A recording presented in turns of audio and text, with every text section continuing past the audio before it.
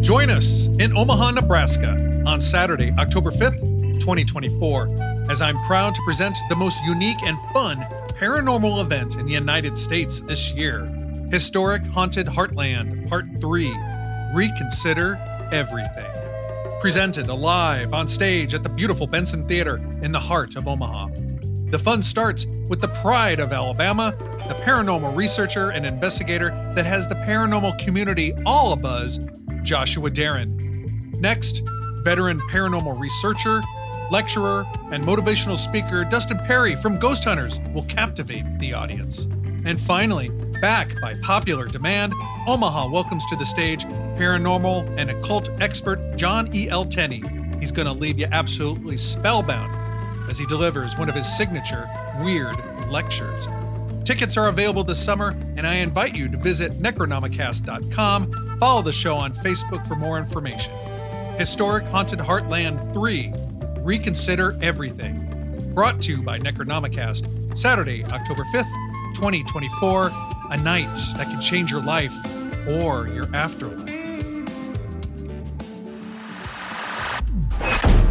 From the historic Haunted Heartland of Omaha, Nebraska, my name is Brian Corey, and it is my pleasure to welcome you all, young and old, to this special episode of the world-famous Necronomicast. Tonight, my guest for a late-night conversation is acclaimed actor-producer Bryce Johnson. You might know him from films like Oppenheimer and Willow Creek and television programs like Pretty Little Liars. He's also one of the co-hosts of the incredible podcast, Bigfoot Collectors Club. And tonight we'll be talking to Bryce about his involvement on the trailblazing hit television show, which enters its 5th season, Expedition Bigfoot. So let's catch up with this great ambassador of weird, great ambassador of high strangeness, Bryce Johnson.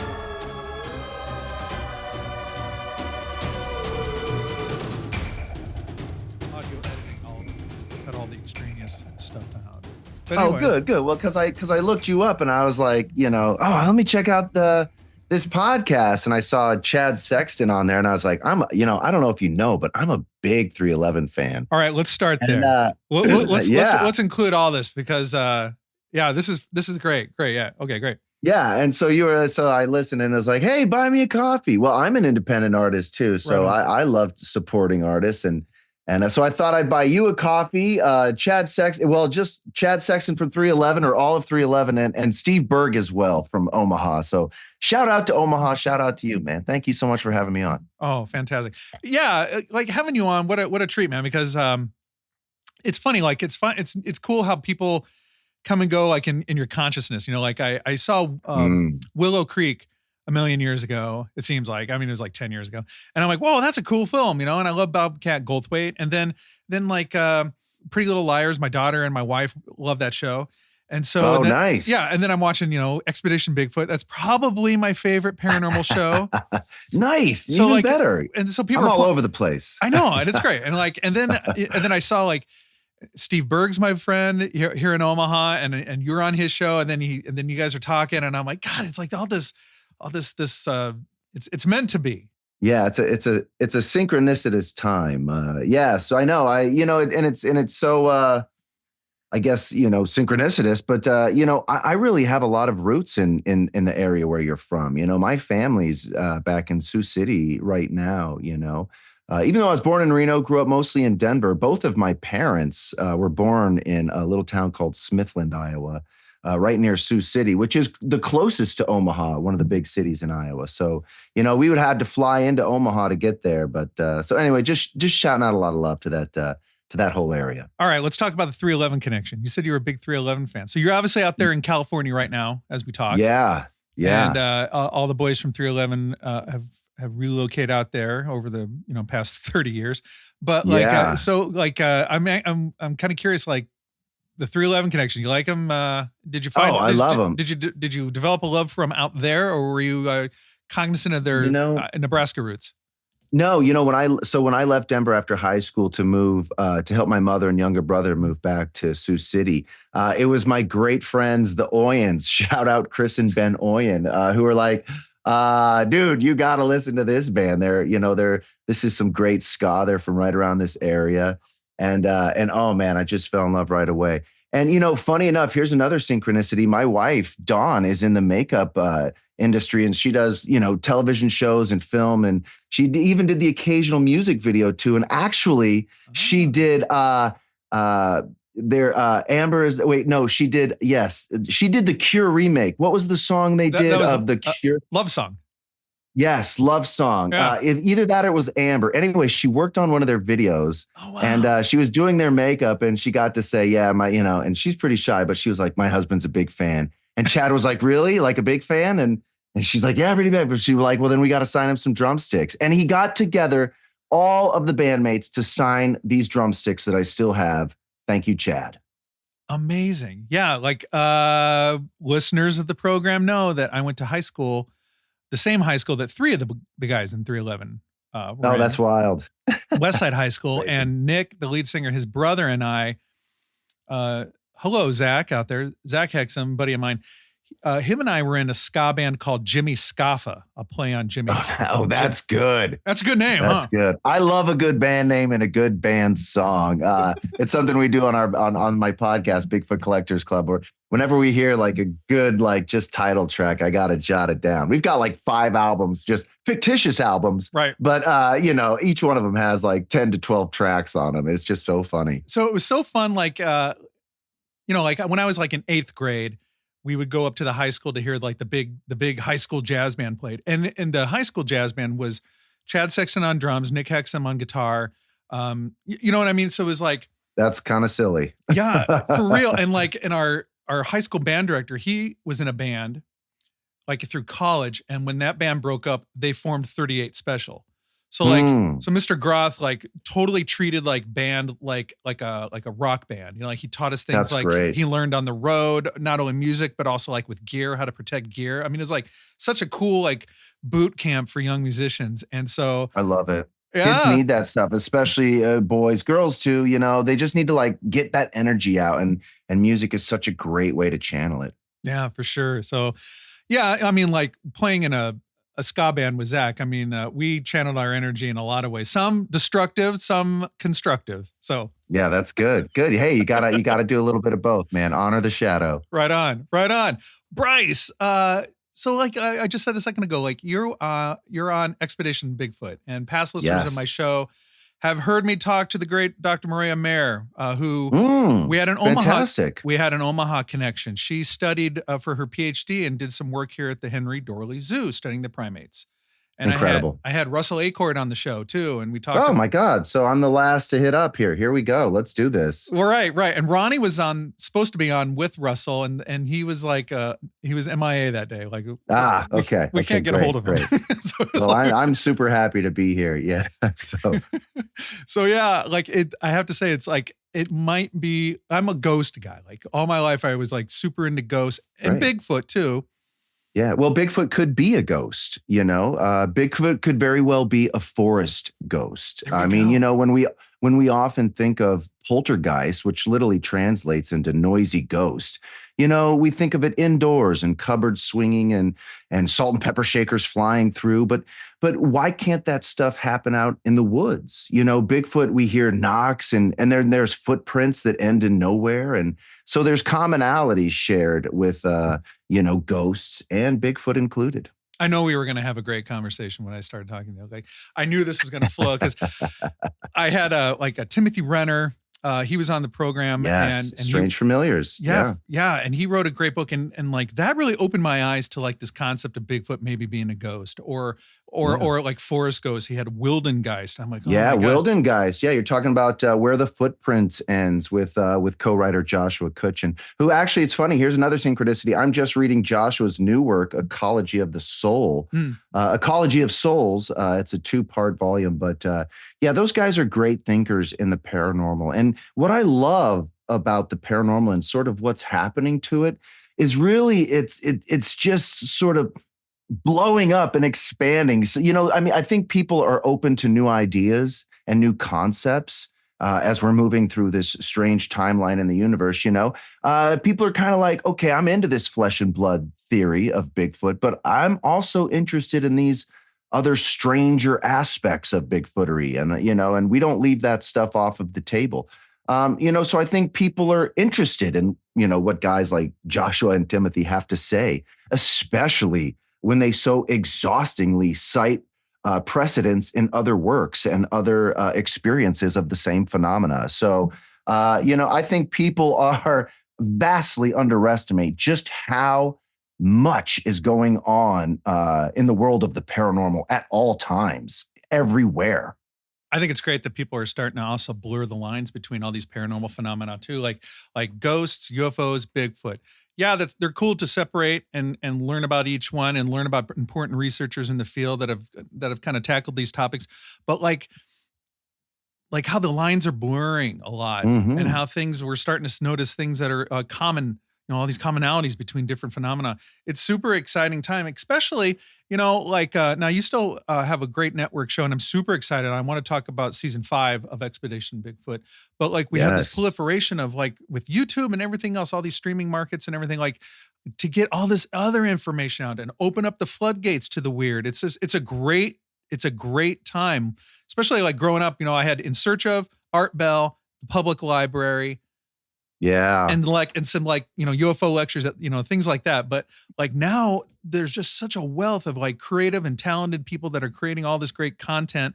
And then we still have these great network shows like Expedition Bigfoot. And I tell you, love Expedition Bigfoot because you've got Dr. Maria Mayer, scientific background. You've got Russell Acord, great background in being a survivalist and military training and being out there in the woods. You've got your research and everything that you bring to the show. And then on past episodes or past seasons, you've got Ronnie with his incredible background of research and going out and documenting things and listening to stories. It's just such a great mixture of talented people really honing in on this phenomenon straight on with their strengths, the strengths of research, strengths of experience. Yeah. It's a great show. Well, thank you so much. Our premise always from the start was, and I'm a producer on the show. I was there from the beginning. The premise was, hey, we can explore any topic in relation to this phenomena as long as we keep 1 foot grounded in science. Okay. And then after that, let's get the best, most cutting edge technology in our hands to help us on this hunt. And so those were really just the two premises coupled together. And it's created just, the show that you watch, season 5 will be airing on, and we'll get into all that, but it'll be coming out on August 14th. And I'm so excited. But, to your point, I think people feel the freshness and the new approach that we're taking to this phenomenon. And I think that's why they're so, tuned in. Yeah. So season 5, as we watched season 4, and not to give spoilers away, kids, but as we watched season 4, we saw some incredible evidence. We saw stuff with night vision cameras. We saw stuff I love the kind of the new spin on doing plaster casts with scanning with the box. Oh yeah, 3D LiDAR scanning. Yeah, the technology has improved so much. It's amazing. For your listeners, if you came across a track or footprints that you thought would be interesting and you want to collect them for evidence, if you didn't carry the plaster of Paris with you, which is used to cast those, and that stuff's heavy, you had to go back to base camp, bring it back to where it was, and then do that. With this equipment, now there's apps on these iPads that have 3D scanning capabilities, incredible capabilities. And so you can really just sort of have all this tech at your fingertips, still get that evidence, and then go back and examine it and send it to your colleagues lickety split. So it's pretty cool. How do you keep your finger on the pulse of all this technology? Because you guys are bringing out all kinds of stuff. I mean, one episode you're spraying pheromones in the air. Another one you've got this continuous drone that goes around. That just triangulates an entire. And then the 3D scanning. You got all this technology at your disposal, and I'm sure all you guys know all the people out there, but it's cool to see all this new kind of technology, and it's good stuff, like scanning The It's the footprints. best in the business. I mean, we're getting stuff that this is defense grade military tech, some of this stuff, and Right. a lot of this stuff. And we work really hard to keep upping the game. And so, we go to tech conventions. We're talking with vendors all the time. And, with a show now that's sort of been on as long as we have, and when we see that we're not fooling around and we sort of like to highlight these vendors' tech, you really don't have, they like coming and offering some of their cool solutions. I remember when we did those dragon egg listening devices. We called them dragon eggs because they looked like the little eggs from Game of Thrones. Right. And you could just place these sensors around a target zone, and if a noise went off, if a vocalization happened, with more than 3 sensors, which we obviously had, it could triangulate the position of where that came from in real time and in seconds. So, I mean, that's cool stuff, that's really used to actually locate incoming ordnance, so, and we're using it to track Bigfoot. We only got that because the owner of the company was like, look, I love Bigfoot. Let's do this, and we're like, great, so we're having fun out there using a lot of this stuff, and we're getting great results with it. Yeah, like the handprint at the end of season 4. There was a lot of night vision stuff too, like bipedal something out there that you guys are seeing. Like, and then there was also from that, maybe it was season 3, but there was a scene where there was a shadow that was cast. I'm like, just all this kind of crazy stuff that was super strange. I think that still bothers Maria a little bit to this day, just because, I mean, she comes from a very scientific background. But what I love is, this is how science operates. She's open to collecting data in the field and then interpreting it and analyzing it. So she's not going to shut anything out. And when that happens, she has to sort of re-register her what's happening there in the field, so that's the real approach to science, but yeah, and what I love about my favorite stuff is like, look, I think we've obviously sort of figured out, that these creatures are obviously nocturnal. I mean, the most of the activity takes place at night. And some of this, when you have just like, when you can sort of level the playing field with thermals and FLIRs and stuff like this, that's when it really gets fun, because you feel like, I've always sort of had this opinion, no matter where we are in the target zone, I feel like we're under observation by these creatures, which means even when we're operating in total silence, Russell may get under their radar at times, but, I'm always under the impression that we're being observed. So, it's pretty crazy, man. Where does season 5 begin? Like, is it back in Alaska? No, so season 5 will take place at the Lost Coast of Northern California. This is the epicenter of Bigfoot activity. So, I mean, right there in the Golden Zone. It's amazing. So are you going to any places in particular, or like famous places? Well, you'll just have to wait and see, I mean, listen, we've always sort of considered all of the locations still active zones, because and Northern California, how could you not sort of go back to the place where, it was just so prosperous. Mm-hmm. Yeah. Now, one of the great joys of hosting this podcast over the years was my opportunity to talk to Bob Gimlin. And I know that I know in the early episodes of the show, the early seasons of the show, I can't remember if it was 1 or 2, but you guys had Bob Gimlin, on and talked to him and everything. Oh, yeah. And it's like, what a great ambassador to all this is, one of the OGs of like the OG, him and Roger taking the Patty footage. But like, do you see yourself like standing, like, are you guys standing on the shoulders of like these giants? Because like that was kind of like the 70s, 60s, 70s heyday of Bigfoot exploration and the In Search of days and everything. That's the first time I saw it. Yeah. And now you guys are kind of continuing all this legacy and bringing just in as much research and important footage, forward as I guess they did back in the day. It's never lost on me, because my first interest in this whole subject probably started with, well, I had a crazy experience when I was young. I thought I saw what might be a demon in my bedroom window when I was about 5 or 6. Yeah. So that's what sent me on the journey of wanting to investigate all strange phenomena, starting with ghosts, moving into UFOs, and then of course cryptids. And when I saw that In Search of, and them sort of highlighting the Patterson Gimlin footage, I was transfixed. I was like, okay, I'm observing something that's not supposed to be there, you know. And so yeah, that really sent me on the quest. And yeah, it's come full circle in a way. I'm friends with Bob Gimlin. Look, he's never changed his story, and all the time he's said what he said, that film is authentic. And for me, it's been such an incredible, adventurous, enchanted journey, sort of exploring the unknown. To me, Bigfoot is just a gateway. Okay, all this paranormal stuff, UFOs, ghosts, Bigfoot cryptids, it's really just an entry point for you to start getting interested in what's really out there in the universe and what's taking place here on this planet. So all these are just here to sort of grab your attention, say, hey, look over here.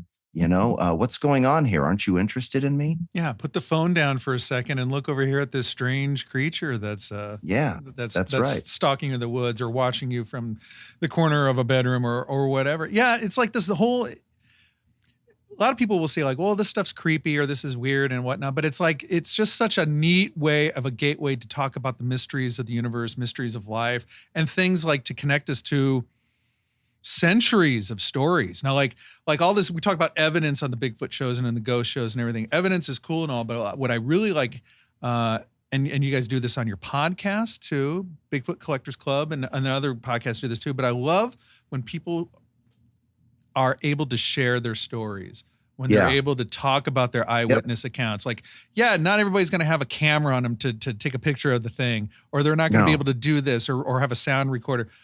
But that doesn't mean that their story isn't incredible and should be documented or listened to, or that people should be free to share it. So, well, that's right. Yeah. This is the real paranormal gold, are people's experiences. Because if you go through the records, people experience things in a complete different manner. Whether it's a UFO landing and a pilot comes out, you have two witnesses that observe something completely different. So the subject is involved. We, as the observer, are co-involved in the phenomenon as it manifests. So we take part in this. We are involved in this, whether we like it or not.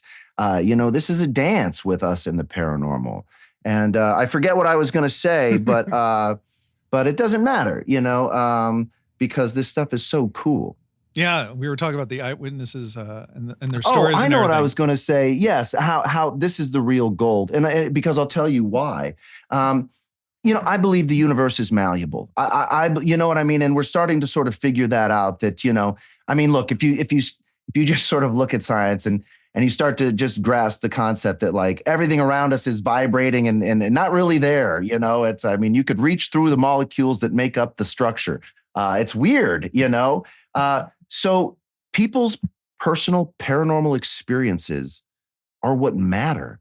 And who am I to deny somebody's personal paranormal experience? Terence McKenna, a famous psychonaut and ethnobotanist, used to say, experience is primacy.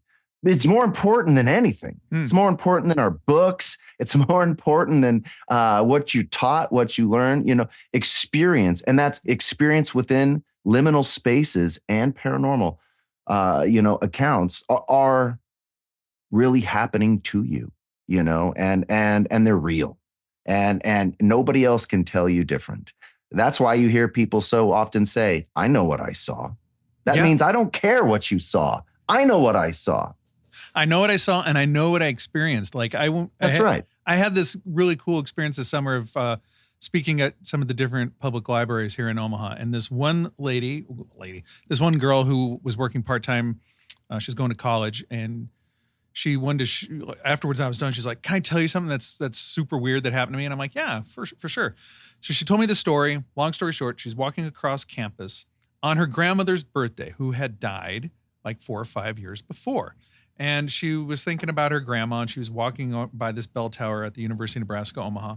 And her grandma's favorite song that she used to play a lot on the piano, that she remembers her grandma playing, Fur Elise by Beethoven, right? Da, da, da, da, da, da, da, da, da. Anyway, she's walking underneath it. She's thinking about her grandma. It's her grandma's birthday, her heavenly birthday. And the song as she's passing underneath the bell tower is For Release, and it starts playing. And it's like, she's like, isn't that weird? Do you think that's paranormal? And I'm like, yes, that's absolutely paranormal.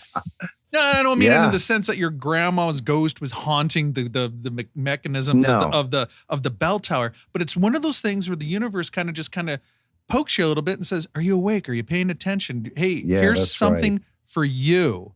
Do with it what you want." You know, I completely agree. You know, that book I was referring to, Ecology of the Souls. He starts it off with a personal thank you written to Anne Strieber. That's Whitley Strieber's wife. Remember Whitley Strieber from Communion with the alien on the cover of the book? Oh, God, yeah. Well, she was going through all of the letters that he started to get, which he got thousands, and he couldn't sort of collate them. And so as she's reading them, she just figured it out. She goes, this all has something to do with what we call death. All of it, you know, UFOs, the paranormal, Mothman, Bigfoot, ghosts. It all has something to do with what we call death.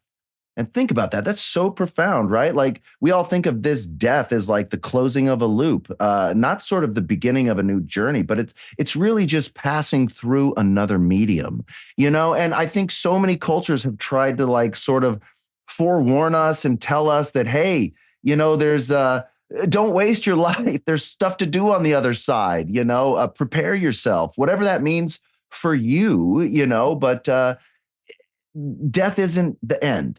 And there might be things and goals and tasks to accomplish in the afterlife. And you might want to think about those things. Wow. That's deep, man. That's crazy. It all leads to that. I'm going to be pondering it as I edit this episode and listen to it. I'm going to be thinking about that. I like backing up and rewinding and listen to that a couple of times. Well, good. Thanks for dropping that nugget.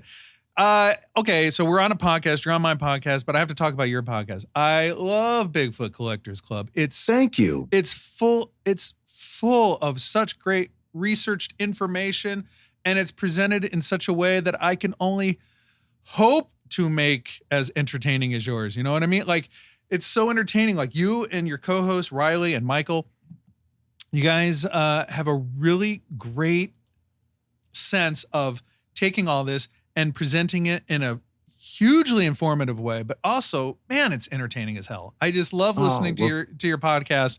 It's definitely one that as soon as I get the notification, I'm like, I gotta either go on a walk tonight and listen to Bigfoot Collectors Club. I gotta clean the garage and listen to, like Bigfoot Collectors Club. Yeah, it's that's fantastic. What keeps us going, man. That's what keeps us going. And listen, let me tell you, thank you so much for the kudos, man. And we're only able to do that because of like, we're just so damn passionate about this stuff. And if we didn't find our super producer, Riley Bray, we would have quit so long ago.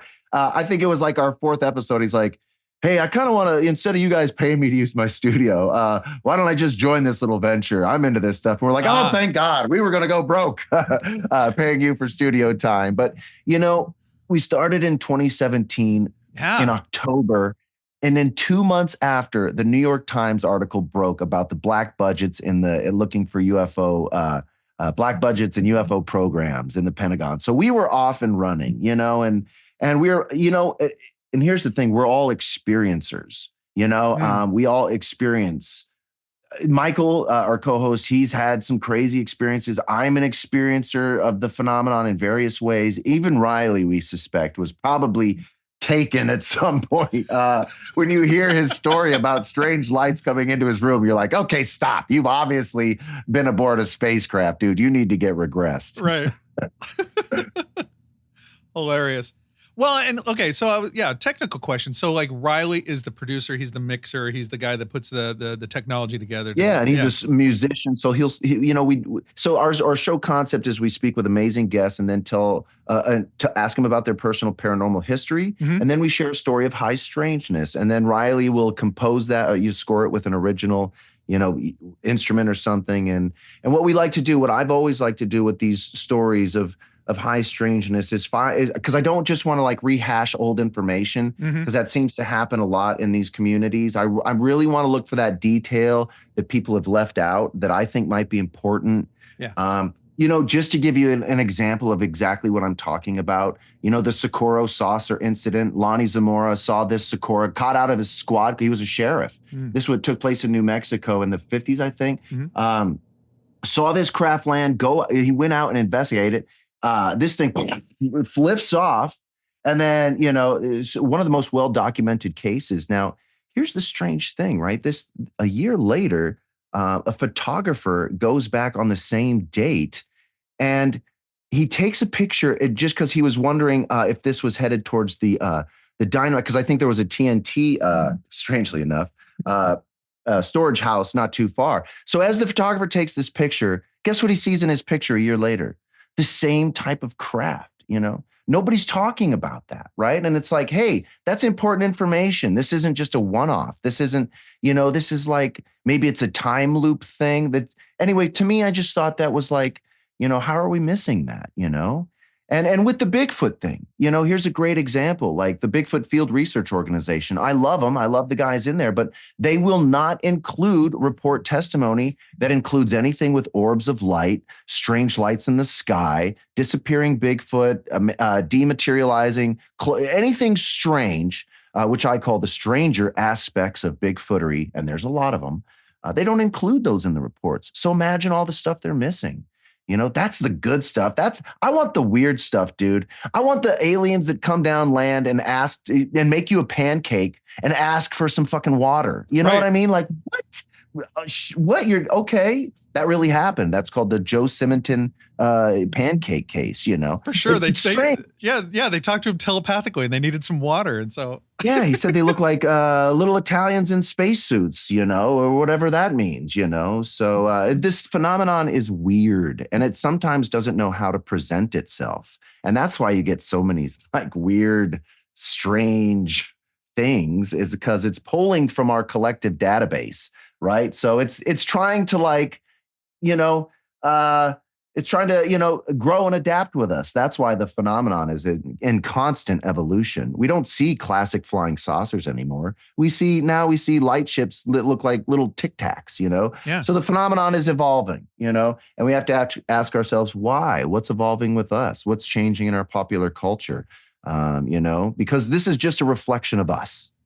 It is. Yeah. It's a reflection of our collective consciousness that what everybody's experiencing and talking about. And what's neat about the internet and everything about the state of the quote unquote paranormal now is like how people have all these avenues to share things, because back in the day, you wouldn't have as many opportunities to share. Like if you saw a Bigfoot, you'd talk about, well, it crossed the road, but now people are talking about, well, like maybe a half hour before I saw a Bigfoot, I saw these lights or I heard these noises. And then, or like we had the Bigfoot experience. And then like maybe a day later, something else weird. Well, you need the entire story. Yeah, and so totally. And so when people are able to share their whole story and people are like willing to engage with them and listen and not call them crazy and actually put the information out for people to listen to later. And then somebody else is listening to this conversation between you and I, and they're like, oh yeah, hey, that reminds me of something else weird that, it's like these connections. 100%. And I think that's the point. That's the point I was driving at, is this phenomenon is never a one-off. Never. Even the Keystone cases, the Travis Walton case, we all think he just got abducted, came back, and that's it, right? Wrong. They're still visiting him today. Ask him and he'll tell you. The Betty and Barney Hill case, the first abduction case, Betty, did you know that she had prophetic dreams as a teenager? So she was experiencing paranormal phenomena before her and her husband's abduction and after. This stuff doesn't go away. Whitley Strieber from Communion, guess what? It's never left him. He's still in contact with whatever he's in contact with. So when you engage with this stuff, it engages back with you and the dance begins, and it's thrilling, and I recommend it for everyone. Bigfoot Collectors Club, subscribe, like, and listen. Yeah.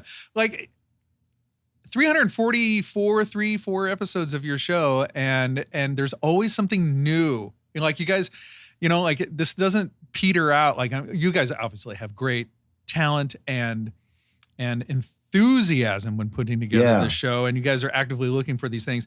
But it's like there isn't no end to it. There's no end to it, and there's no drought, and it's just as entertaining and as captivating now, these stories as like when you first started too, like I was nervous too. I thought they were going to peter out in the beginning. I was like, we're going to hit Nessie, we're going to hit Bigfoot, maybe Mothman, a couple of these UFO cases, and then we're done. What else are we going to do? Right. Wrong. I've still got a possible episode list that's like 2 pages long because this thing has tentacles, man.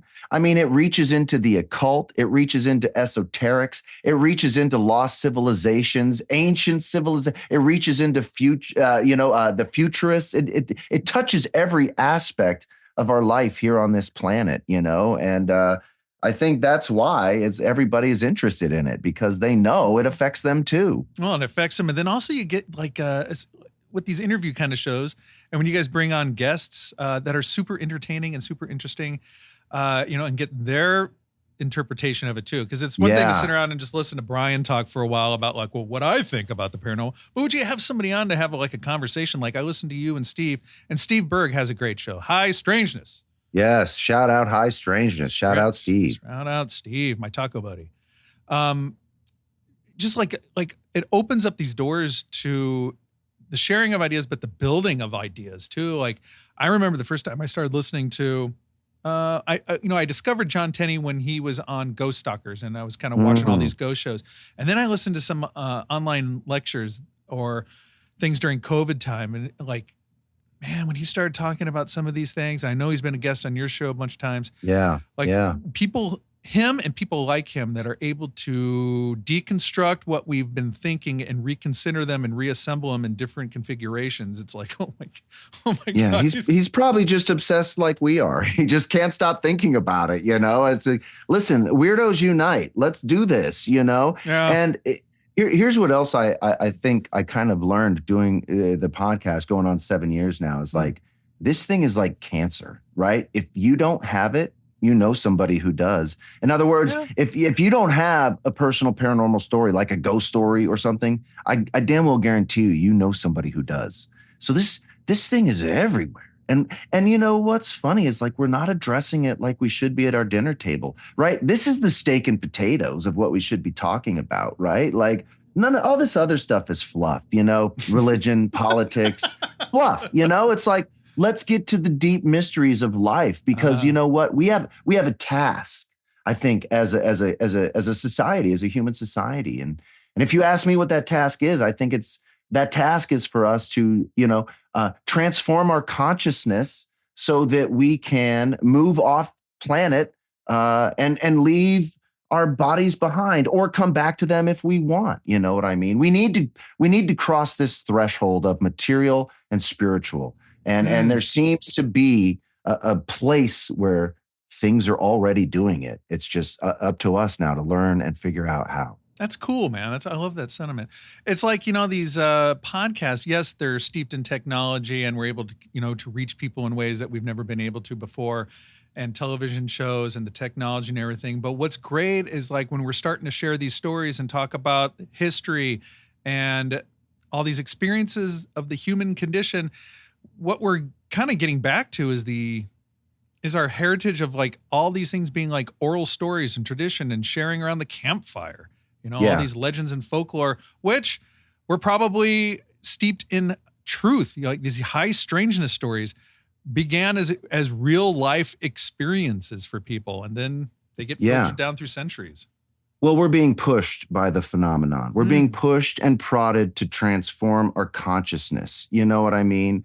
And not to get too deep into the woods, but this is the Bigfoot represents a psychological interest in where we've come from. The alien gray represents mankind's psychological interest in where we're going. These are road signs for us to follow, And so we can't leave technology behind. I know so many people are afraid of it, but to quote Terrence McKenna, technology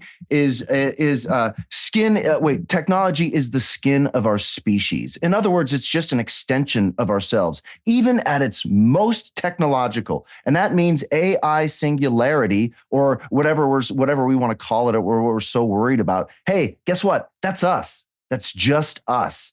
It's our skin. It's an extension of ourselves. So we can't overtake ourselves because we are we, right? It's time to move forward, Yeah. I can see how artificial intelligence can help our genuine emotion as humans. It's Well, possible.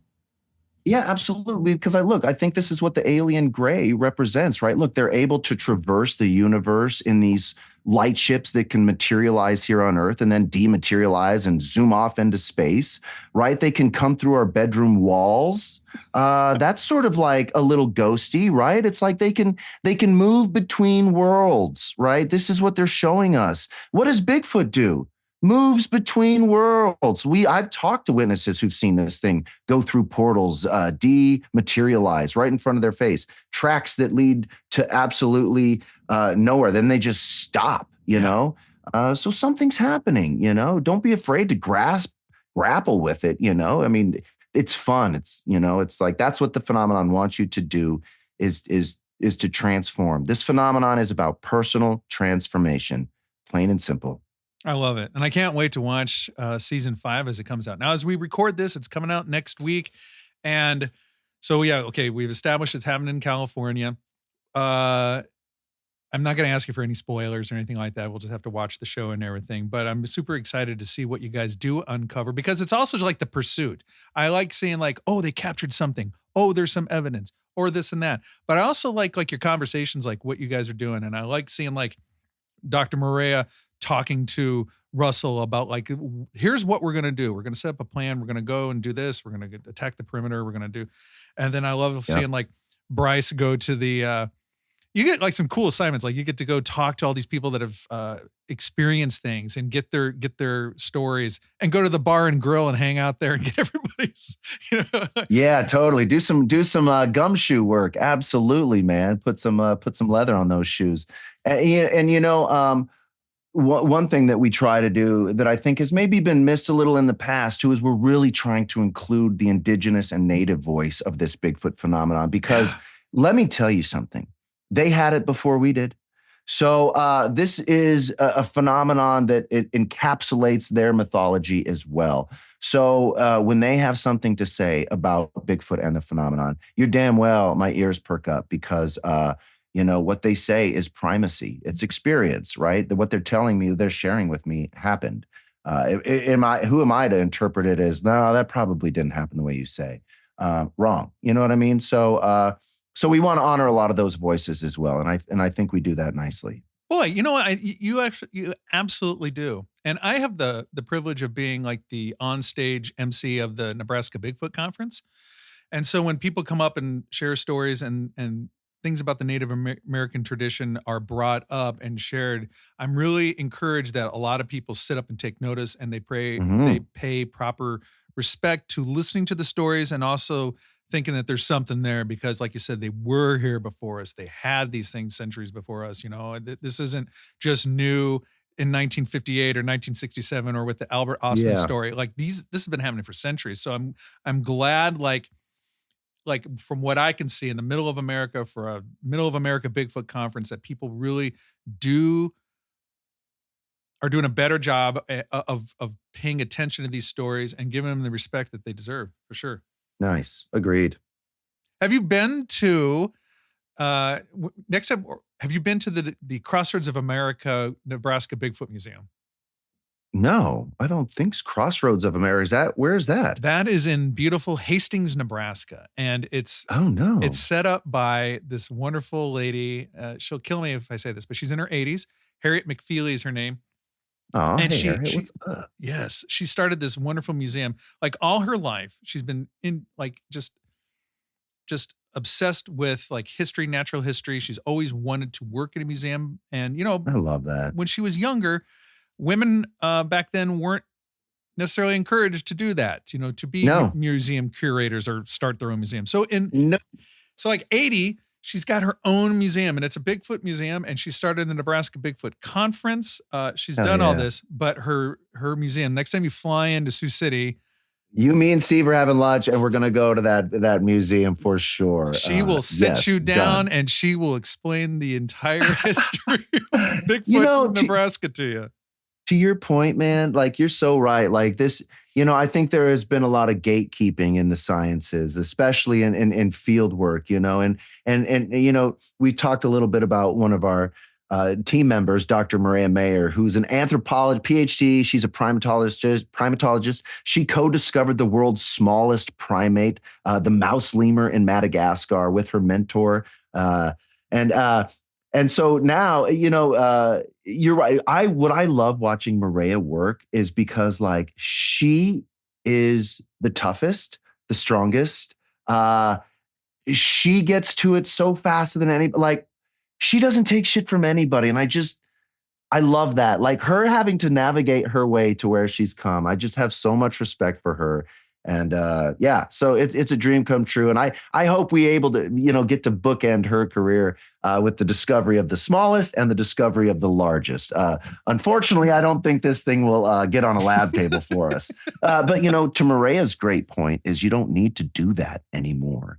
I think that's a big sort of misunderstanding. And that's an old misnomer about this Bigfoot field research is that, hey, we're not going to solve it until we get a body on a lab table. Wrong, with a confluence of science and evidence, they've actually categorized and databased new animal species without ever having a body. So it can be done.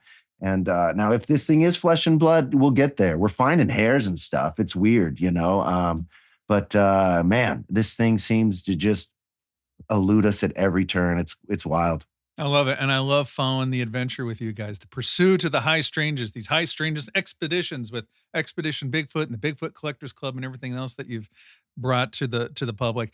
Bryce, like it's really cool to not only like finally, meet you and be able to have this conversation with you, but like your show is so good, and it's not because of trickery or anything like that. Like I said, it's this great mixture of, everybody on your show does the work. Okay. It's informative. It's super educational, and it's also entertaining as hell. Like you guys have like this great, just everything like your podcast, and everything. Like I listen to these things and I'm like, yeah, that's something to strive towards. Yeah. Like what I try and do with my show is like have interesting people on and pick their brains, and maybe somebody will get something out of it. But like you guys do it on a really high level, and I'm very impressed with like how you package just the whole thing, and your TV show too, man. Thank you so much, man. I really appreciate that. Look, when we started out Expedition Bigfoot, I remember the crew. These guys were young, and they came from like doing documentaries about like rock climbing. A lot of these guys, so they were on walls and in woods, and like they were like the most badass crew. And they could shoot a camera like nobody's business. They were like, we got drones, we like want to shoot the shit out of this show. And it was like, okay, let's do this. Let's make something that the fans have never seen. So it's like we're putting on like a movie every episode. It's like, I call it adventure television because I consume all this content. If there's a Bigfoot show, I've seen it. So because I love it. So and I'm actually a fan of our show too, because there's really nothing out there like it. And so thank you for that. We strive really hard to like make it exciting for the viewer. I want you as the viewer to be on your couch with a blanket, eating popcorn and a soda, and see us in the misery and in the shit looking for this fucking creature and going, oh my God, I'm with them right now. You know what I mean? Yeah. That's the goal. And so hopefully we accomplish that. Yeah, it's funny because I watch these shows, especially yours, but like if I watch a ghost show, I've been to a lot of quote unquote haunted locations and historical as well as private residences, and places exploring, looking for ghosts and everything. And people are like, are you scared of that? And I'm like, no, it's just a big empty house. But man, I tell you what, Shark Week, I ain't going in the water. Yeah. And going out in the woods, like at night, like it's crazy. I talked to Russell. Crazy. I talked to Russell on the show, and I was just like, man, your cameramen are just as athletic. They're like just as much of a survivor man as you are. And he'll let him know too. Oh, I'm sure. Like he was talking like last season, season 4. I can't wait to see season 5. But season 4, he's like talking about how he had a new cameraman and how, he had to like they're going in tunnels and Yeah, caves, yeah. and getting lowered down. And I was like, oh my Yeah. God. Russell's like, you got to keep up, what was I going to say? I forget. It doesn't matter. Yeah. Fantastic. Look, Bryce, I know you're an extremely busy person, especially when you've got all this stuff coming up with season 5. I'm sure you're talking to the press, and I'm just so appreciative of you being able to take the time to speak to me, speak to my listeners, connect a little bit on the greatness of 311 and weird ska names, and also Bigfoot, ghosts, monsters, all that kind of stuff. Like having you on the program, man. What a treat. I mean it. Oh, dude, the pleasure was mine. And for your listeners, as soon as I got on, Brian was listening to some jazz, and I was like, oh, where this is going to go nicely, So, I'm doing an online conference, and part of my presentation is talking about, and I think I talked about this with Chad and the guest after him, Andrew, like this connection of human connection through music. Like it's like 100%. Like it goes past languages, like I can listen to something written in the, 1800s and I'm somehow connecting to consciousness, when people heard it for the first time. And I love it too, man. I'm constantly soundscaping my ear holes. You know what I mean? Whether it's with nature sounds or cool frequencies or jazz or fucking 311, good stuff needs to go in so the good stuff can come out. Word. And, it's funny, like, hey, folks, like I was listening to Blue Train by John Coltrane, and you're listening to it and you're like, oh yeah, man, John Coltrane. I'm like, all right, Bryce, he's not playing. He's not playing. He knows. He knows who's blowing. He knows who's blowing the horn right now. So that's great.